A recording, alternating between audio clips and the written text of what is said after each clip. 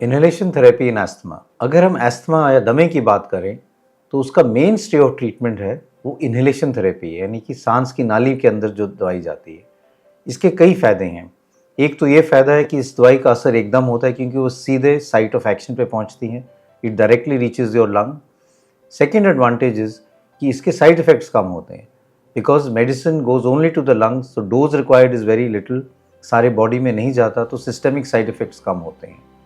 तो ये जो एडवांटेजेस हैं, इससे हमें इन्हेलेशन थेरेपी पे ज़्यादा फोकस करना चाहिए और एस्थमा का main stay of treatment inhalation therapy है। इन्हेलर्स भी अलग टाइप के आते हैं। एक होता है जो मीटर डोज इन्हेलर, जो हम दबाते हैं तो उससे एक गैस निकलती है जिसको हम मीटर डोज इन्हेलर कहते हैं। एक कैप्सूल का होता है जिसको हम ड्राई पाउडर इन्हेलर कहते हैं, और एक नेबुलाइजर होता है। ये सारे ड्रग डिलीवरी सिस्टम है। दवाई वही रहती है, देने का माध्यम अलग रहता है। इसलिए ये दवाइयाँ जो हैं हम इन्हेलर से भी दे सकते हैं, ड्राई पाउडर इन्हेलर से भी दे सकते हैं और नेबुलाइजर से भी दे सकते हैं।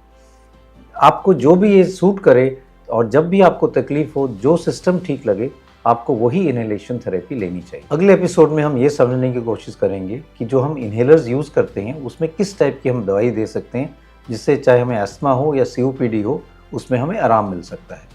Thank you.